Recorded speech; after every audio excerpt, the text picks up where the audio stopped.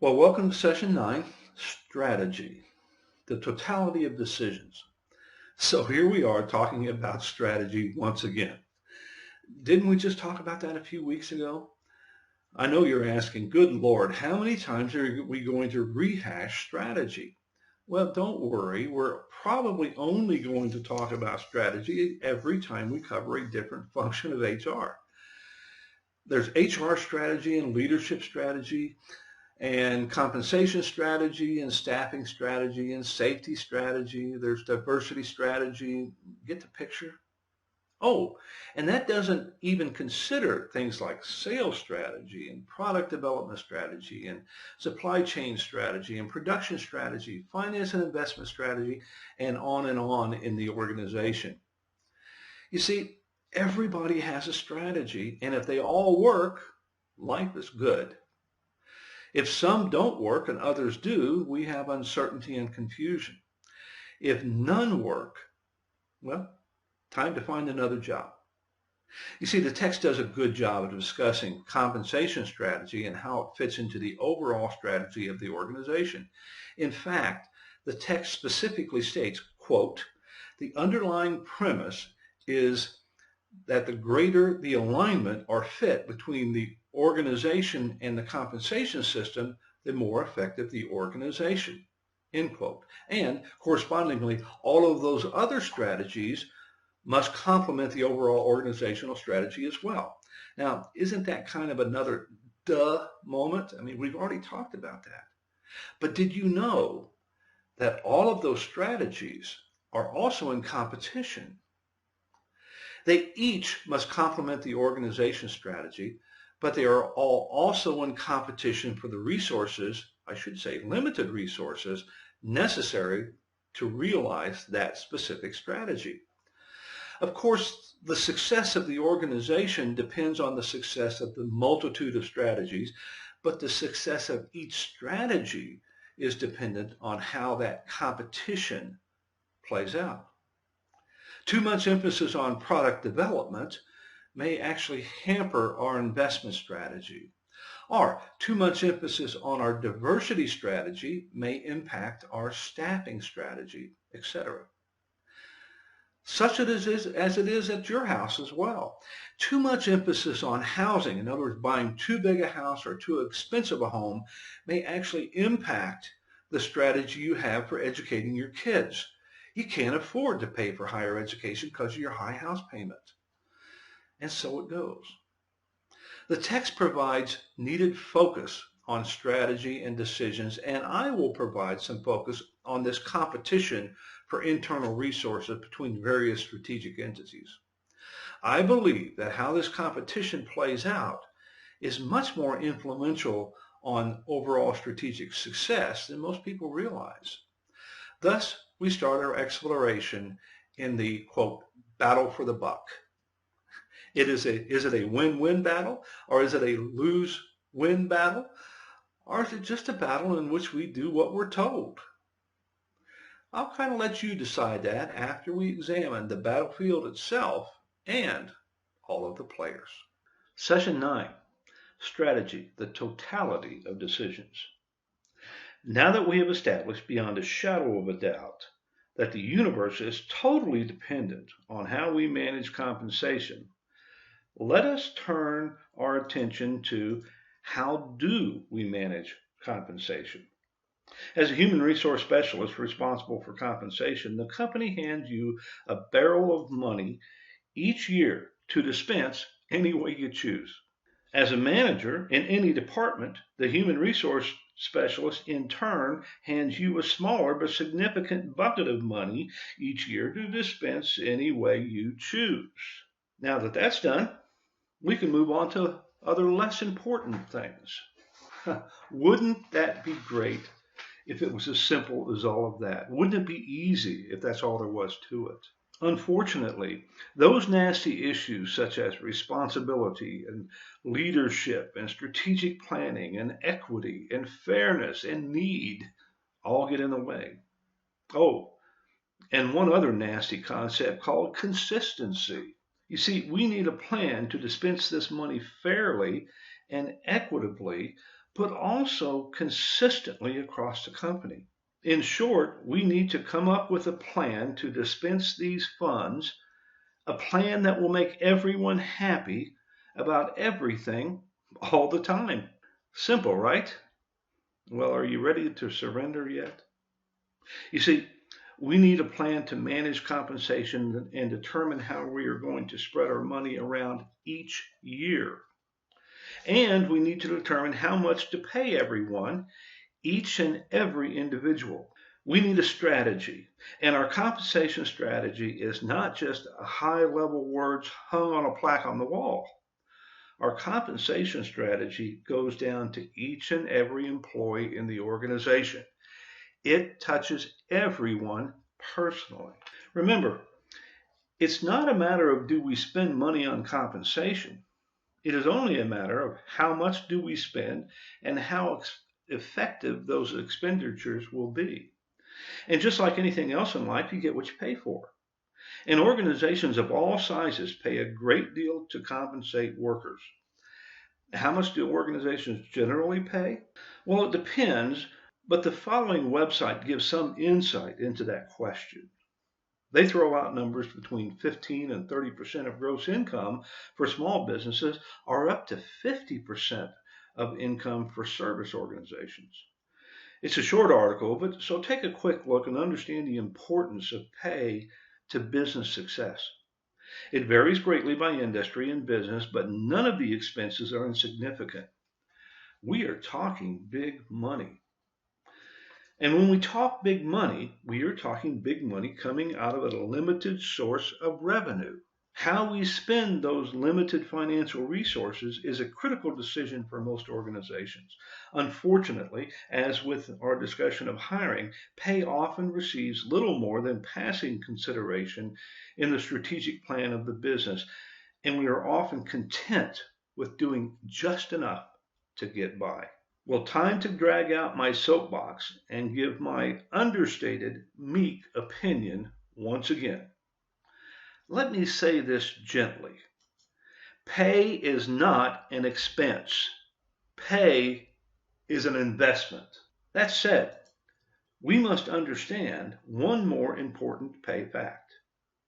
Most investments are optional. With my personal money, I don't have to make an investment. I choose to do so.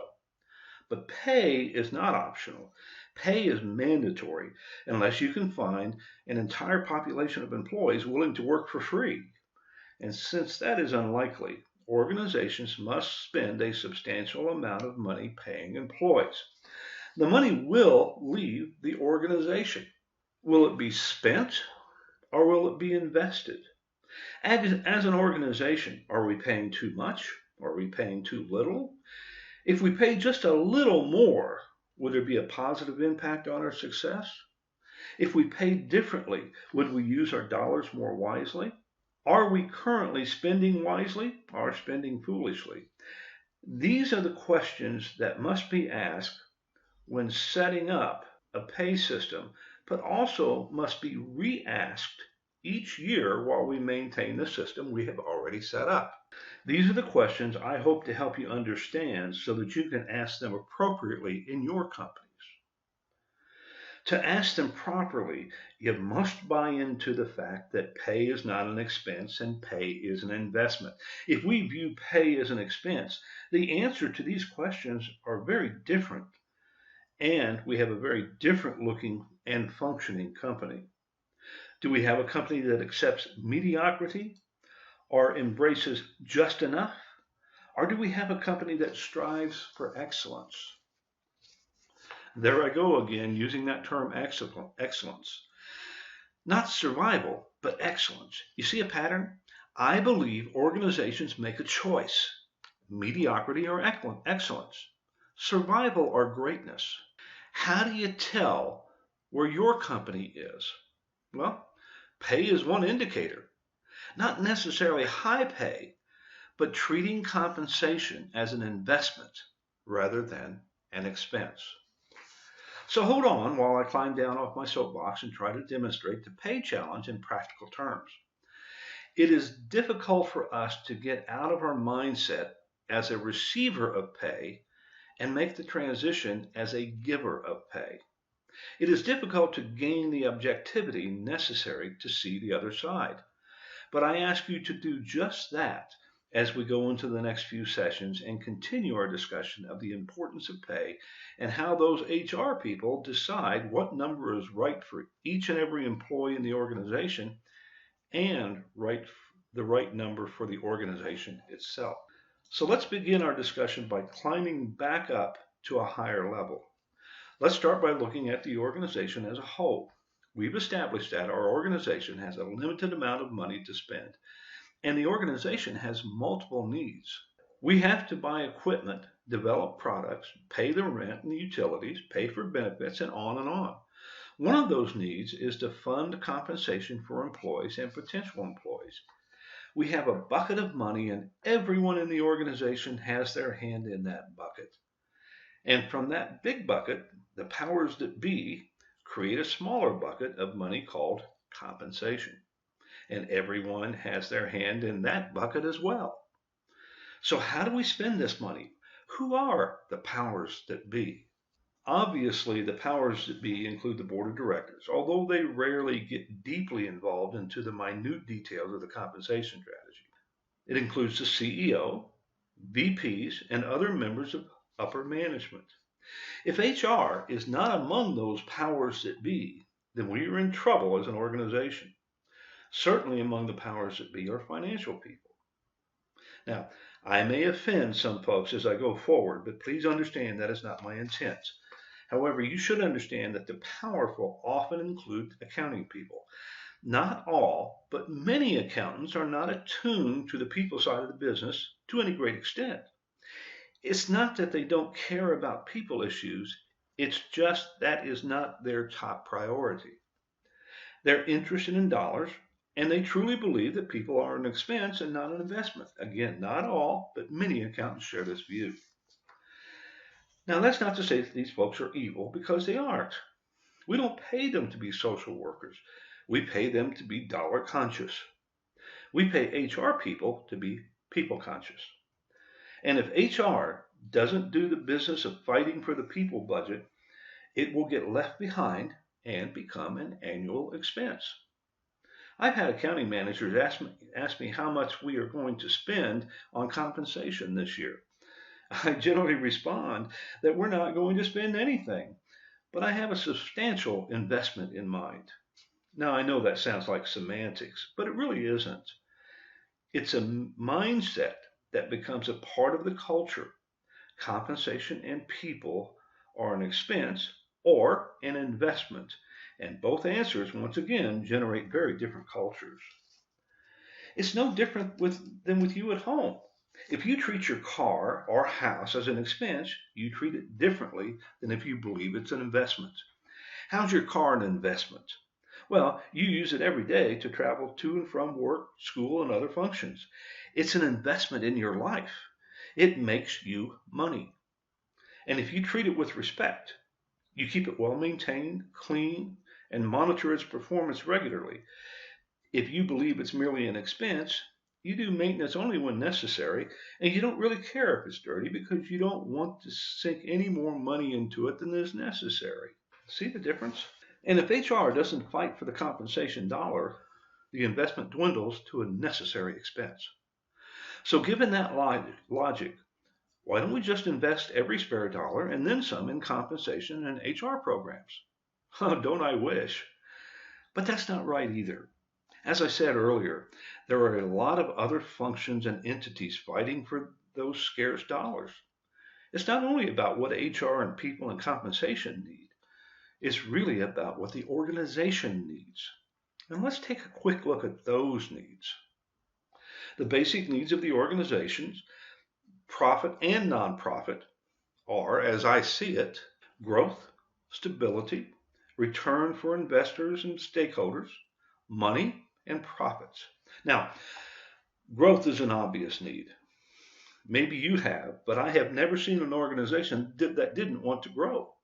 Organizations want to grow in size, expertise, influence, power, and financially. All organizations also strive for stability. They want to offer stability for customers and vendors and employees and all stakeholders.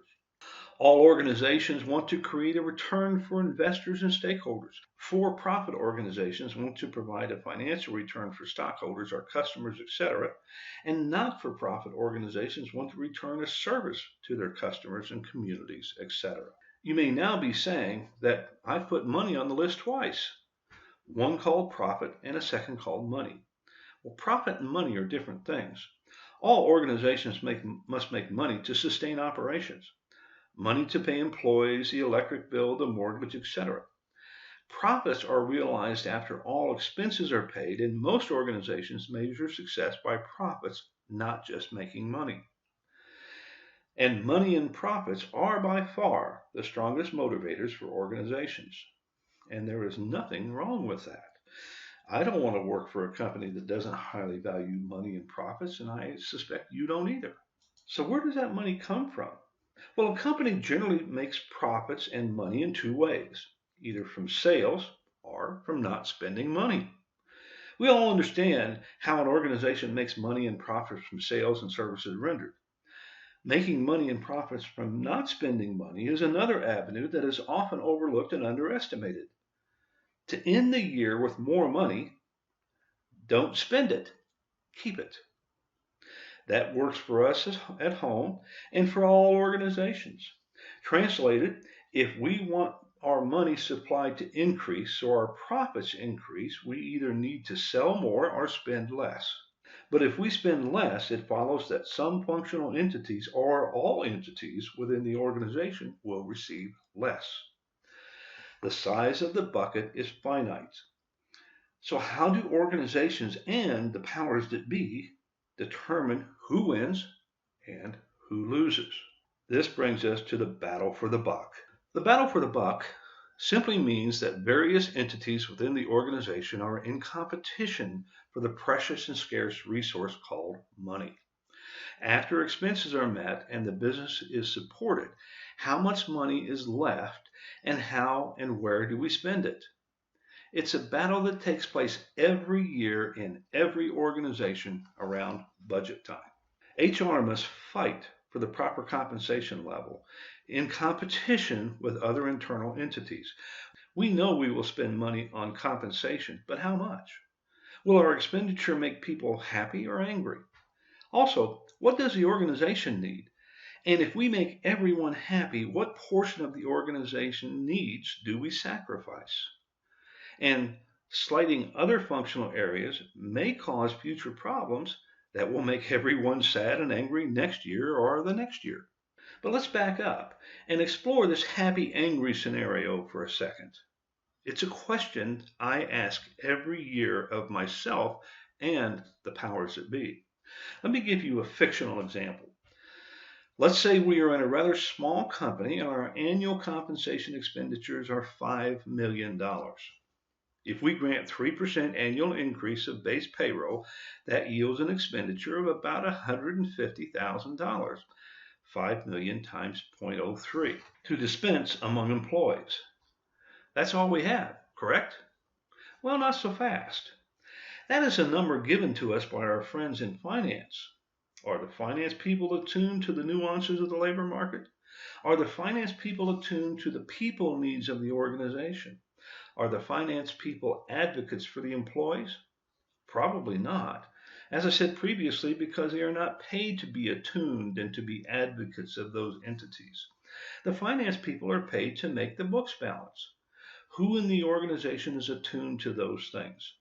HR professionals are responsible for those important considerations.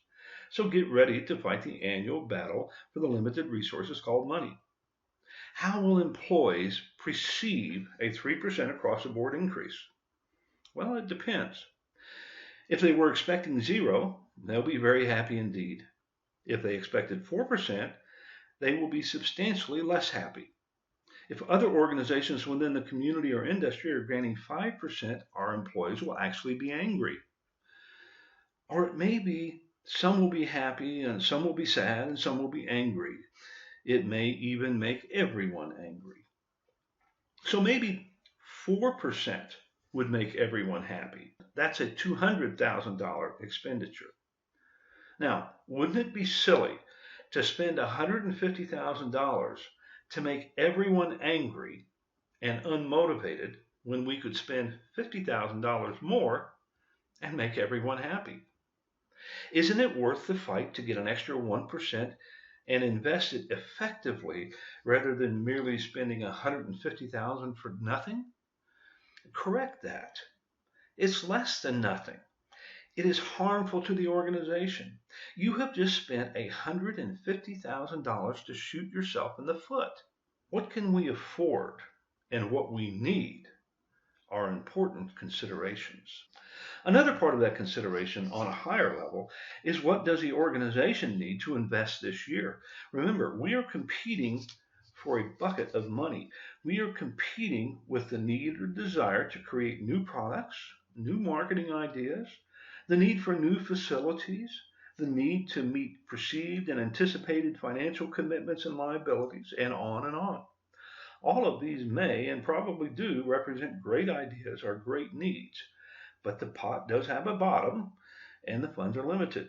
How much does our organization allocate to compensation and employees, and how much is allocated to other business needs? Once again, it's a competition, it's a battle. And to win that competition, we must convince others in the organization that pay issues are more important than their needs. And to do that, we must, of course, convince people first that there will be a positive outcome from our compensation investment, more positive than the outcome their expressed needs would generate. Or, on the other hand, we must convince people that there will be a negative outcome to our not making a specific compensation investment. For example, a major business expansion project may eat up a lot of money from the budget in all areas. We must invest in building space and technical equipment and marketing activities to create and cultivate a market and much more. But the future potential of a business expansion could improve our business from a financial and security standpoint. Should we then tell employees, no increases this year, we are planning to expand the business and need every penny to fund the expansion? I doubt if employees would cheer that decision. They may be willing to accept 3% instead of 4% to see the company grow, but accepting zero is unacceptable. After all, employees have their personal growth needs as well. I've had managers tell me, times are hard. People will understand no increase. People will understand that business is not good. They will accept a zero increase. Will they? It depends. If everyone else gets a zero increase except managers who get an increase, I guarantee that people won't understand. If our organization grants zero increases, but our competitors in the local area or industry grant more than zero, there's a good chance that people won't understand that. But you know what? I have been in organizations where we gave zero increases. No one received an increase, and employees understood that. The economy was in a shambles and business was terrible. We worked hard not to have layoffs during the year, and executive management accepted a pay decrease. Employees understood. Now, no one liked it, but everyone understood it. A perception of equity fosters a great deal of understanding. A perception of inequity fosters many, many more unpleasant perceptions. Much of creating positive perceptions really comes down to communication. What we can afford and what we need is not just a dollar issue. It is a communication issue as well, and it must be careful and honest communication. Honest communication that sets expectations. Employees need to know that times are hard, but realistically, they probably already understand that. They need to know that the current sacrifice has the potential to lead to better times. They need to know that the sacrifice will help in the future. So how much can our organization afford to grant to compensation and still meet the needs to expand the business? What business needs trump compensation and what business needs are subservient to perceived compensation needs? That's the battle, and the powers that be will decide. Entering the battle ill prepared and hoping everyone knows compensation is important is foolhardy and unprofessional. The HR professional must take a stand and defend a position. How do we know what that stand is? Do we stand for 3% or 4% or 5%? We know that granting too little is harmful, but granting too much may be equally harmful in that other needs of the business go unmet. Just as in most other things in life, we leave the battle a winner by entering the battle prepared and ready. So what is needed internally by the company is a complex issue that pits many different needs and ideas against one another, vying for a limited resource called money. Determining what we need and want in terms of compensation is also a complex issue. It is one that squarely falls on the shoulders of HR.